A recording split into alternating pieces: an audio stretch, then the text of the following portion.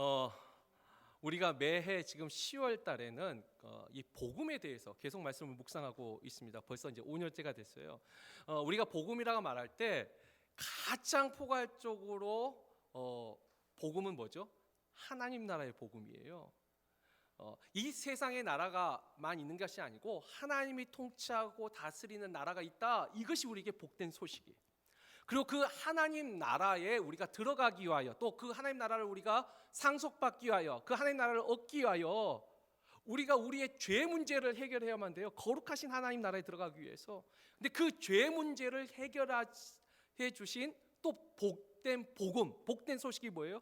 예수 그리스도의 십자가의 죽음이에요. 예전에는 짐승의 피로 하나님 앞에 나아갔지만 이제는 살아계신 하나님의 그 아들 예수의 그 십자가의 대속의 죽음으로 우리가 그 하나님 나라에 들어갈 수 있다. 이게 복된 소식이에요. 자, 그리고 그 하나님 나라에 들어가는데 그럼 우리가 또 어떻게 들어가느냐? 그럴 때 그 대속을 통하여서 우리에게 중생, 거듭남의 복음이 있어요. 그 거듭남의 복음과 함께 부활의 복음, 우리가 다시 사는구나, 다시 살아서 그 하나님 나라에 들어가는구나.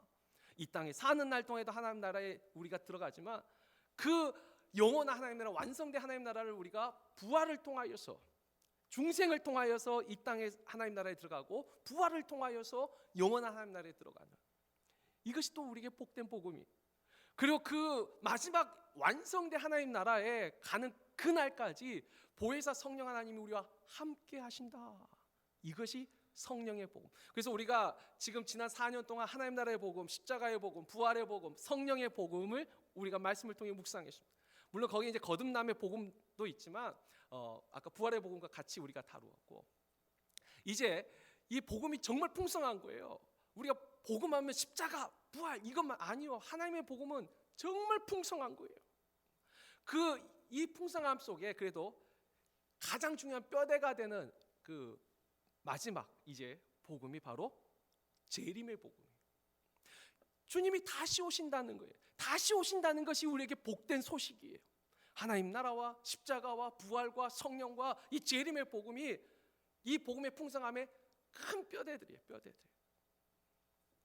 그래서 올해는 올 10월 달에는 이 재림의 복음에 대해서 다시 오실 주님이 오신다는 그것이 왜 우리에게 복음이 되는가, 우리가 거기에 대해서 말씀을 깊게 한번 묵상하고 은혜를 나누고자 합니다. 자, 그런데 우리가 재림 하니까 다시 오실 주님 하니까 이게 꼭 신약에서 그 복음이 전파된 걸로 알고 있어요. 십자가와 부활도 신약에서만 시작된 줄 알아요? No! 구약에서부터예요. 하나님의 옛 언약은 구약과 신약이 이어지는 거예요. 단절되지 않았어요. 특별히 오늘 우리가 이 주님이 다시 오신다는 이 예언의 말씀, 특별히 스가랴 선지자를 통하여서 우리가 묵상하려고 합니다. 여러분, 이 스가랴 선지자는 이 바사 시대 때가 페르시아죠. 이스라엘로 하면 포로 시대 때, 그때 활동하던 선지자가 스가랴 선지자예요. 우리가 연도로 치면 한 BC 500년 전, 그러니까 주님 태어나시기 500년 전에 활동했던 사람이 바로 스가랴 선지자예요. 우리가 구약에서는 다니엘서 후반부와 스가랴서를 구약의 요한계시록이라고 합니다. 이 다니엘과 스가랴가 미래에 대한 예언을 가장 많이 했어요. 그래서 우리가 스가랴서를 잘 보시면 스가랴서 1장부터 8장까지는 스가랴의 8가지 환상이 나옵니다. 다니엘도 환상이 있었고 스가랴가 환상이 있었고 요한계시록의 환상이 있어요. 이게 다 이 마지막 날에 대한 미래에 대한 환상을 보여주신 거죠. 그리고 스가랴서 이제 9장부터 14장까지가 미래에 대한 예언, 특별히 메시아에 대한 예언이 이 9장부터 14장까지 기록되어 있습니다. 우리가 메시아에 대한 예언을 우리가 얼마 전에 그 말씀을 통해 또 봤지만 다윗도 메시아에 대한 예언을 했어요. 시편 110편에서. 또 다니엘도 예언을 해요. 이사야도 예언을 해요. 미가도 예언해요. 요엘도 예언해요. 다 이렇게 수많은 여러 선지자들이 이 메시아에 대한 예언을 했는데 스가랴는 그 모든 메시아 예언의 종합판입니다. 가장 많은 메시아에 대한 예언을 하고 있어요.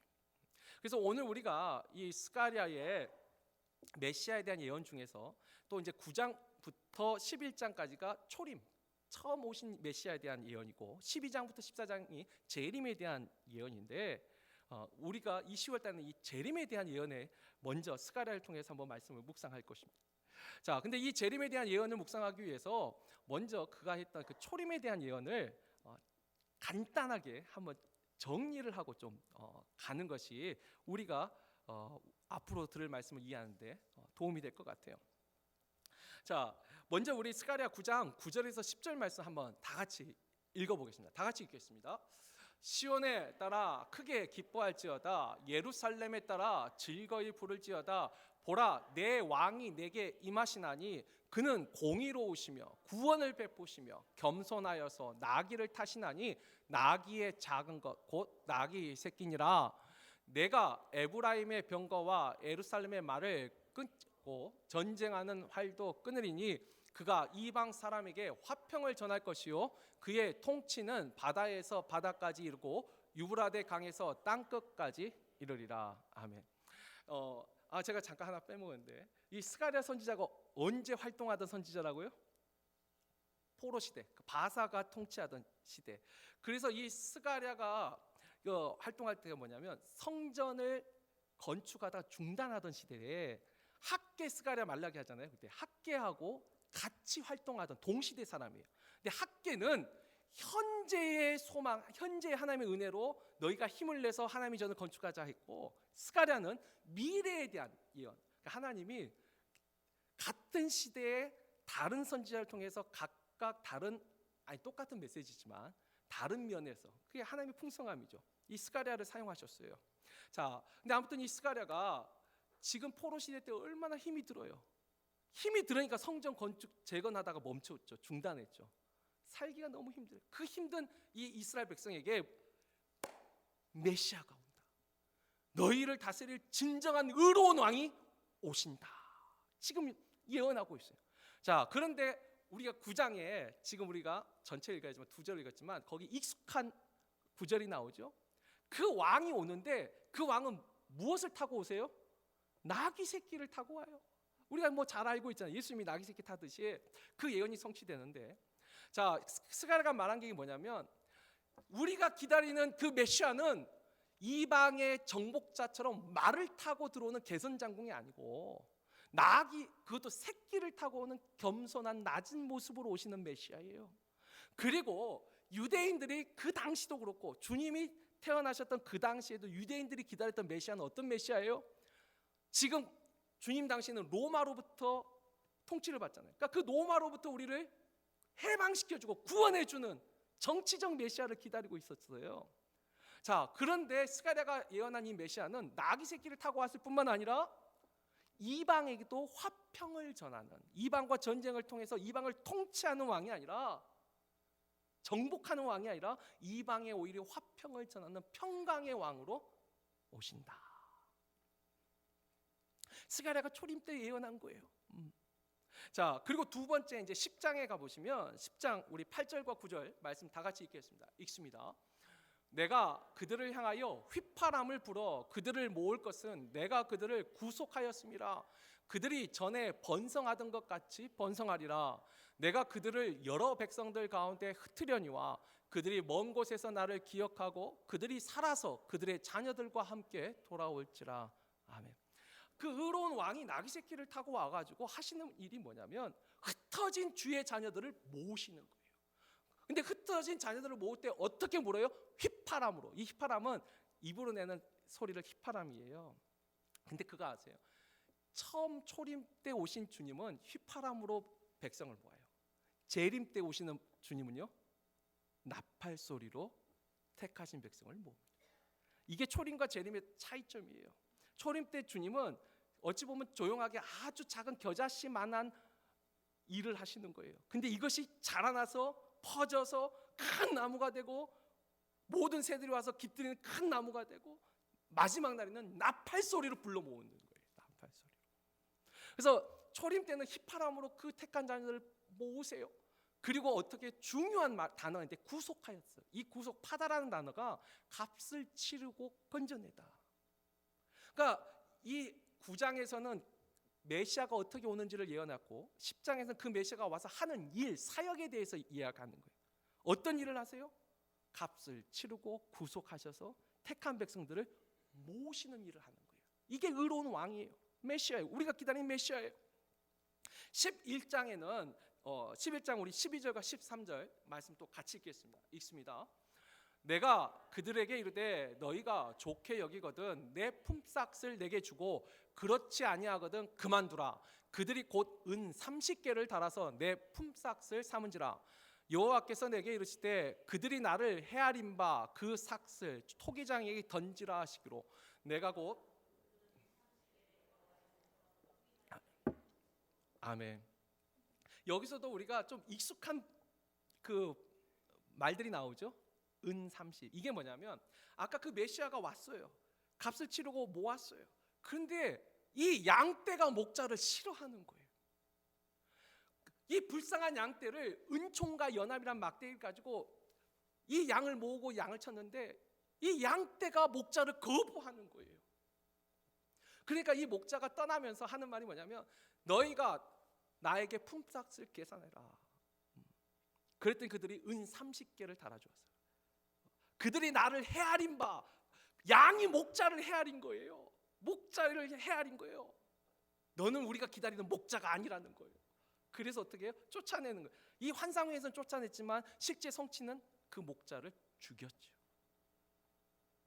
그래서 이 스가랴의 초림에 대한 8장부터 11장의 예언은 나귀 새끼를 타고 온 겸손한 그 메시아가 우리를 값을 치르고 대속해 주었지만 우리가 그를 싫어함으로 그를 죽였다까지가 이 스가랴의 초림에 대한 예언이에요.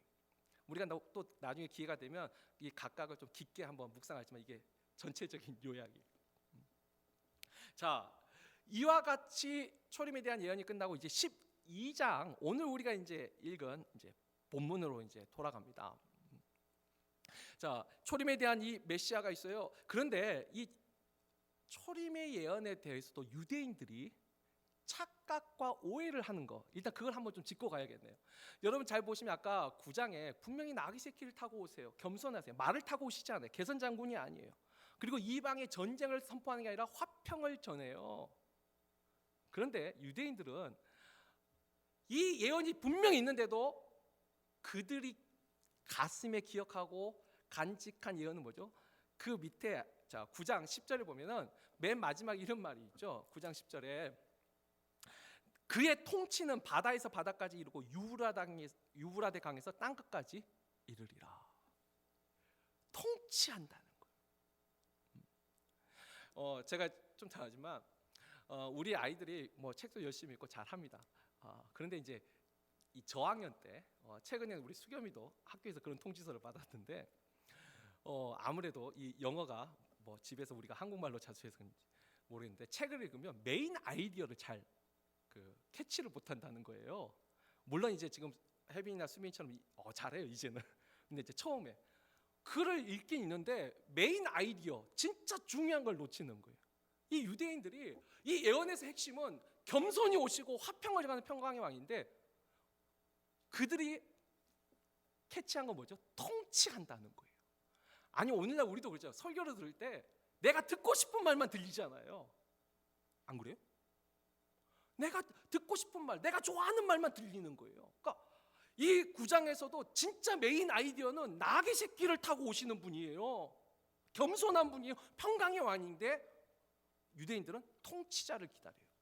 또 아까 10장도 마찬가지예요. 10장에서 보면은 값을 치르고 구속하신다는 게 메인 아이디어예요. 가장 그게 중요한 거예요. 그러나 유대인들에게는 무엇이 가장 중요하냐면 그 밑에 9절 하반절에 보면은 뭐라고 나왔어요? 내가 그들을 번성하게 하리라.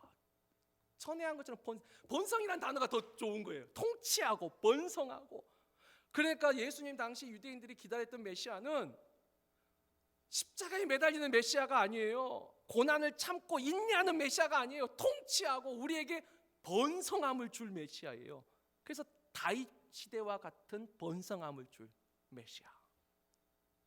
그러니까 메시아를 헤아린 거예요. 그 목자를 헤아린 거예요. 그러니까 자기들이 원하는 목자가 아니니까 그를 죽인 거예요. 그를 내쫓은 거예요. 스가랴 예언도 그렇죠. 메인 아이디어를 놓치는 거예요. 마찬가지예요. 마지막 그 11장에서도 그들이 목자를 싫어해서 내쫓으면서 그들이 기억한 건 뭐냐면 선한 목자가 와서 은총과 연합으로 자기들을 돌봐준다는 거.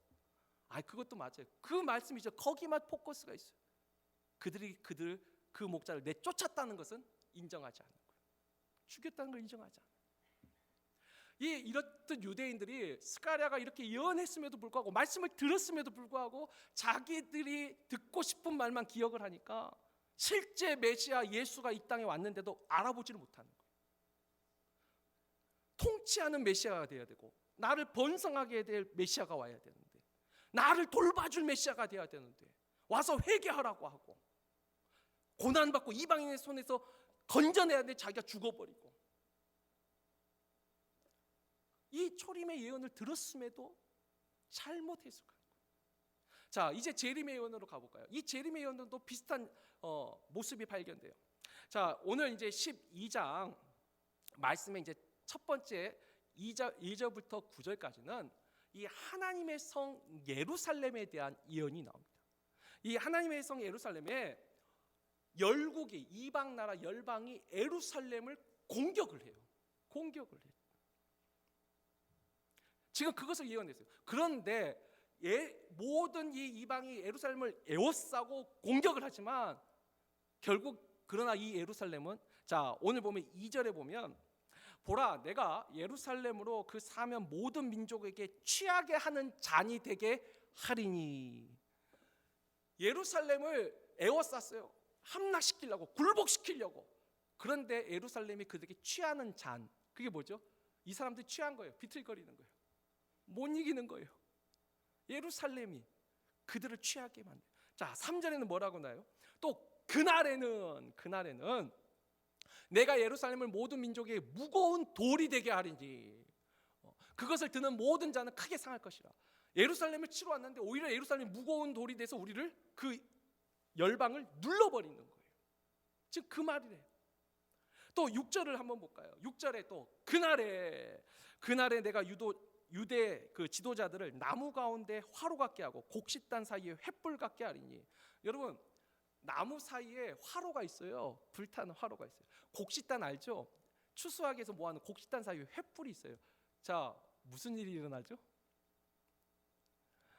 이 화로와 횃불은 몸을 따뜻하게 하는 화로가 아니에요. 빛을 발하는 횃불이 아니에요. 이건 태우고 불사르는 불이에요. 아니, 나무 사이에 화로가 있는데 그게 위험하죠. 불 붙으면 확 타는 거예요. 곡식단 사이에 횃불이 있어요. 어때요? 다 불태우는, 사르는. 그래서 이 취하는 잔이라, 무거운 돌이라, 그리고 이 나무 사이에 화로와 횃불 같다, 이 모든 게 다 뭐죠? 예루살렘을 공격하려고 다 모여들었지만, 그래서 우리 9절에도 그러잖아요. 예루살렘을 치러 오는 이방 나라들을 그날에 내가 멸하기를 힘쓰리라. 그날에 멸하기를 힘쓰리라. 오히려 예루살렘이 그들을 심판하게 된다는 것이죠. 자, 그런데 이 예언의 말씀에 중요한 말이 계속 반복되죠. 그날이라는 거. 그날에 예루살렘이 공격을 당하지만 그날에 오히려 예루살렘이 심판할 거라는 거예요. 근데 여러분, 그날이 어떤 날일까요? 많은 유대인들이, 대부분의 유대인들이 그날을 예수님의 초림이라고 생각했어요. 아까 메시아를 기다리고 있었잖아요. 근데 그 메시아가 오는 그날에 이방 나라들을 다 불태우고 불사르고 무거운 돌로 누르고 우리를 옛 다윗의 그 번성함으로 이끌 그 메시아. 그들은 이걸 이렇게 해석했어요. 근데 아까 있잖아요. 이미 11장에서 그 목자를 죽였다니까요.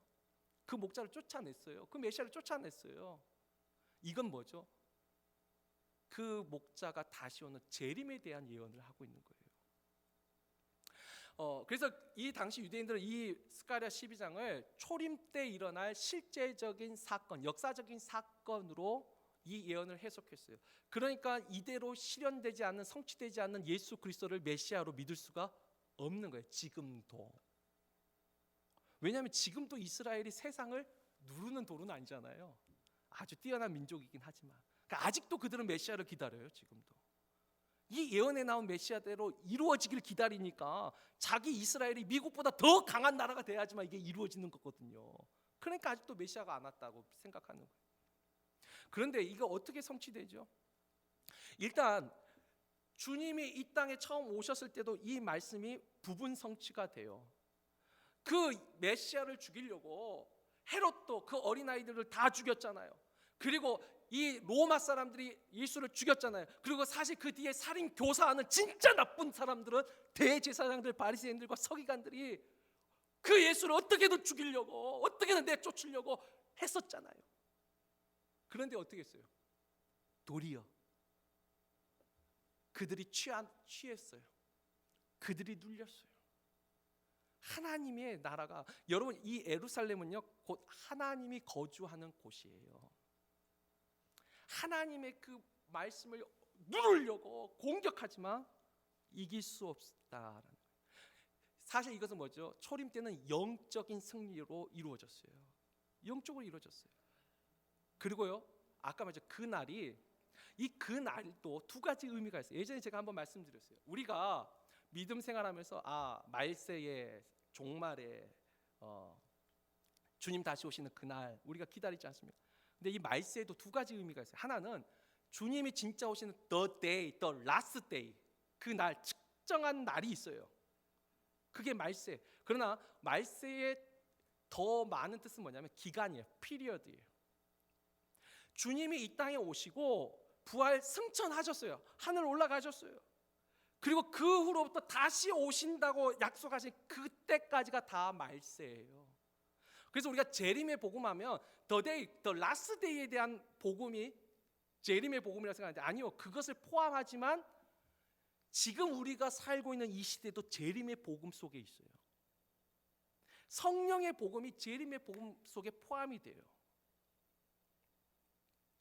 그래서 아까 초림 때는 영적인 승리로 성취가 되었지만 재림 때는 이제 역사적으로 실제적으로 이것이 성취가 되는 거죠. 모든 세상 열국이 하나님을 대적하여, 우리가 요한계시록에 보면 이제 아마겟돈 전쟁처럼, 뭐 이게 꼭 세계 전쟁을 제가 의미한다, 그건 나중에 요한계시록 할 때 얘기하고, 어쨌든 하나님을 대적하던 모든 세력이 모여서 에워싸고 죽이려고 하지만 이제 마지막 the day, the last day 때는 하나님이 이 모든 열국을 다 심판하시고 그날은 영원한 승리의 날이죠. The last day.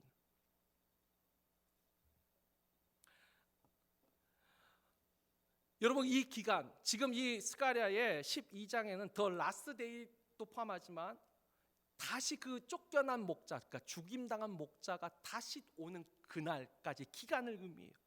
그 기간에 어떤 일이 생겨요? 이렇게 공격하는 일들이 생겨요. 자, 그런데 그 가운데 또 중요한 말씀이 5절과 8절 속에 있어요.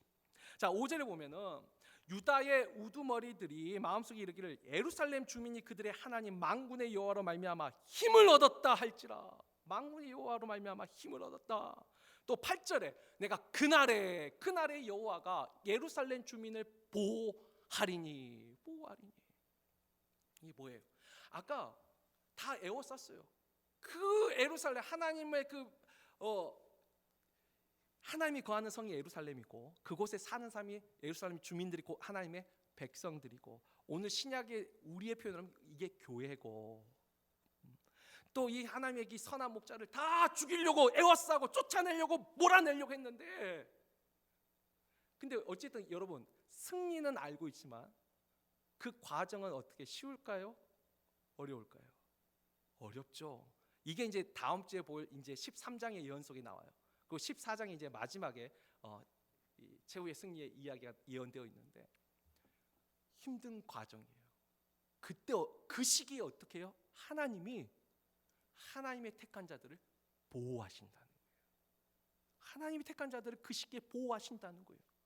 그리고 여호와를 경외한 자는 하나님을 힘입어서 도움을 받는 거예요. 하나님으로 힘을 얻는 거예요. 최후 승리가 있지만 거기까지 가는 과정에도 하나님이 우리를 보호하시는, 교회를 보호하시는, 택한 자들을 보호하신다는 거예요. 여러분 이게 복음이에요. 재림의 시기에 하나님이 그 택한 자들을 보호하신다는 거예요. 어떻게 보호하실까요? 자, 그 다음에 사실 이 스가랴서 12장의 가장 중요한 메인 아이디어는 10절에 있어요. 이 예루살렘 성을 공격하지만 예루살렘이 심판하겠다. 이것도 중요하지만 이것보다 더 중요한 메인 아이디어는 바로 10절이에요. 자, 10절 말씀 보시면 내가 그때 그날의 다윗의 집과 예루살렘 주민에게 은총과 강구하는 심령을 부어주리니, 은총과 강구하는 심령을 부어주리니 그들이 그 찌른 바 그를 바라보고 그를 위하여 애통하기를 독자를 위하여 애통하듯 하며 그를 위하여 통곡하기를 장자를 위하여 통곡하듯 하리로다. 은총과 강구하는 심령을 부어주신대요. 근데 여러분, 이 강구하는 심령이라는 게 번역이 약간 좀 잘못이 아니라 약간 부족한 번역이에요. 이 히브리어를 제대로 이제 번역한 게 새 번역 성경은 이걸 제대로 했는데 이렇게 번역했어요. 은혜를 구하는 영과 용서를 비는 영을 부어주리니. 강구가 나를 도와주세요 이거 아니고 내 죄를 용서해 주세요. 용서를 비하는 영이에요. 그래서 어떻게 돼요? 그들이 찌른 바, 자신들이 그 죽였던 그 목자, 자신들이 그 쫓아냈던 그 목자, 그 찌른 바 그를 바라보고 통곡하기를 어떻게 통곡해요? 독자를 잃은 부모처럼, 장자를 잃은 어미처럼. 이게 뭐예요? 이 세상에 존재하는 슬픔 중에 가장 큰 슬픔이 뭐예요? 자식 먼저 보낸 부모의 슬픔이에요. 부모가 죽어도 슬프지만 가장 큰 슬픔이 자식을 보낸 부모의 슬픔. 그걸 우리가 창자가 끊어지는 단장의 슬픔이라고 하죠. 그토록 슬퍼하는 거예요. 그토록 애통하는 거예요. 누구를 위하여? 내가 찔렀던 그 목자 때문에. 근데 그것을 보세요. 그를 찔렀어요. 그를 쫓아냈어요. 알고 했을까요? 알고 못했죠. 알고 했으면 진짜 나쁜 사람들이고 몰랐어요. 그런데 하나님이 은혜를 주셨어요. 무엇? 성령을 주셨어요. 은혜를 구하는 영과 용서를 비는 영을 부어주셨어요. 깨닫게 되는. 우리가, 여러분 생각해 보세요. 예수가 우리 죄를 대신해 십자가에 죽으셨다? 믿으십니까? 오라 아멘이 이쪽 동네만 나오는데 이거 큰일인데 이거. 근데 여러분, 이게 너무 귀한 믿음이에요. 제가 이것을 그냥 믿음이 아니라 제가 이제 공부를 할 때 학문의 눈으로 보면 이게 정말 얼마나 말도 안 돼요. 2000년 전에 그래, 그 예수라는 사람이 그 나라 민족을 위해서 죽었다, 거기까지 이해할 수 있어요. 그 정도는 이해할 수 있어요. 그런데 2000년이라는 세월이 흐른, 그것도 전혀 다른 나라에 있는 나를 위해서 그가 죽었다. 그리고 내가 무슨 죄를 그렇게 많이 져가지고 내가 아무리 생각해도 나 그렇게 죽을 죄를 지은 것 같지 않은데. 여러분, 죽을 죄 지으셨어요? 내가 모르는 뭔가 은밀한 죄가 있나? 그런데 하나님의 영이, 성령이 내 안에 들어오니까 생각지 못한 변화가 있어요. 2000년 전에 전혀 얼굴도 몰라요. 나는 이스라엘은 그래도 가보긴 했는데 저는. 근데 이 중에 안 가보신 분들이 태반 아니에요?